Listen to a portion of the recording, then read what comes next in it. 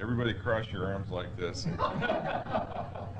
No, I've been looking forward to hearing Maurice speak for some time now. I guess I've just missed him a couple times, and he was going to actually do a little thing in Laughlin, and that didn't turn out. So, as I said, I'm looking forward to hearing him speak. He's written several books, one of which is right here. And for you new folks, there are free copies right over here if you care to get one. If I could present that, is that okay, Maurice?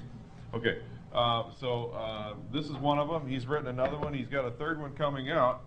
And he's going to be talking basically on this kind of a summarization of the interaction between extraterrestrials on this planet, the government, and the activities that surround the combination of us, the government, and the extraterrestrials. So without any further ado, I'd like to present Maurice Osborne for your enjoyment. And welcome, Maurice.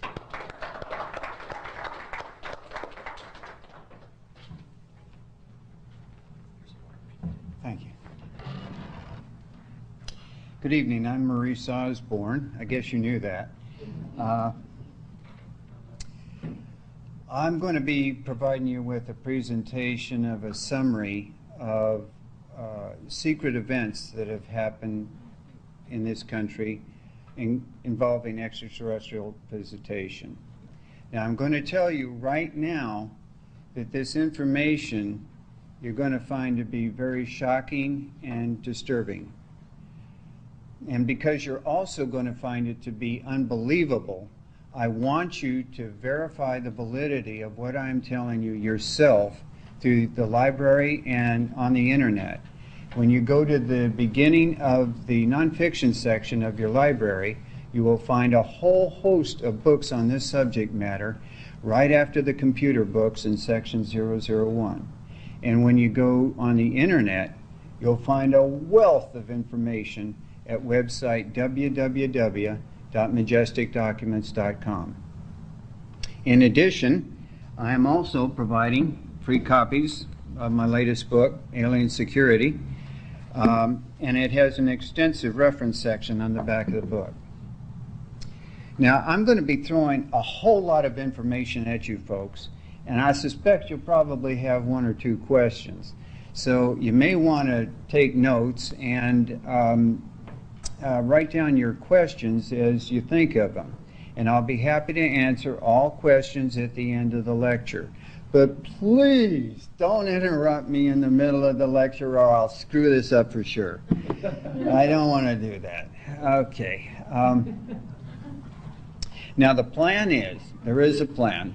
The plan is that I give you my spiel and we have a question and answer period followed by a 10 or 15 minute break. When we get back, I'm going to show for you a videotape that I made about the most significant alien contact of all time. And now you're probably asking yourself, what the heck's this guy talking about? Well, I'm not going to tell you.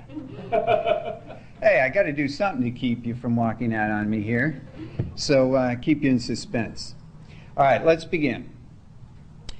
Early in the morning of America's Independence Day, in 1947, a UFO crashed in the desert near Roswell, New Mexico. It was initially thought, based on radar data, that the UFO collided with an experimental aircraft out of Holloman Army Airfield. But when a rescue team parachuted to the aircraft's crash site, they found the aircraft intact, resting on the ground, with the pilot's body lying a short distance away. Now, they reported that the pilot's body had been dissected as you would a frog. A special Army recovery team was dispatched to the UFO crash site, which was several miles away. They found a large circular dish-shaped craft that had been split open because of its impact with the Earth. They also found 5 dead alien bodies of extraterrestrial nature. Now, there were many troubling things that happened at this site. One of them was when the Army got there, they discovered that there were about 20 civilians walking around the place checking everything out. Well, the Army got them all together, swore them to secrecy, and sent them on their way. Another disturbing thing was that 5 of the medical staff became ill and later died of profuse internal bleeding as a result of their contact with the alien bodies while wearing protective suits.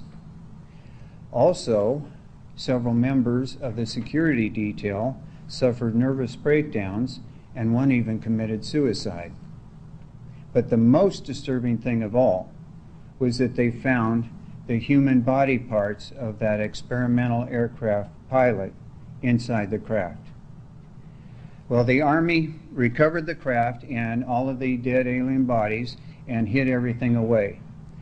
Now, based on all this information, who could blame President Truman for wanting to keep all of this secret from the American people?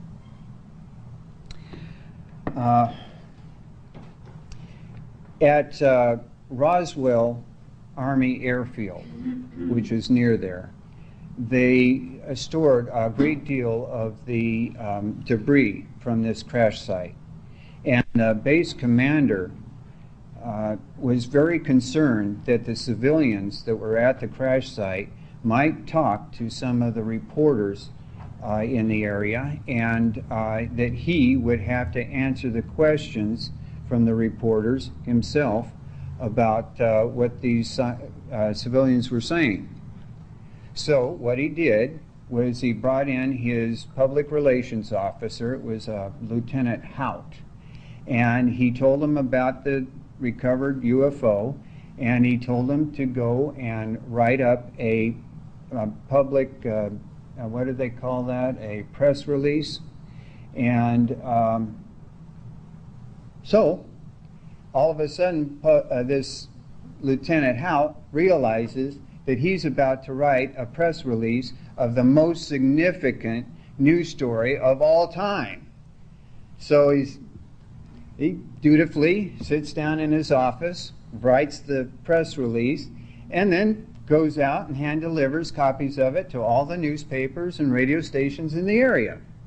Well, sure enough, the next day, and the newspapers in the area, they all read in big headlines, "Army captures flying saucer." When President Truman heard about this, I mean, he was ticked off. I mean, he was furious at the breach of security. Now, in the Army, we had this saying, and since we're in mixed company, forgive my language, but it said, "Shit rolls downhill." Well, President Truman decided to express his disapproval at what happened to the chairman of the Joint Chiefs of Staff.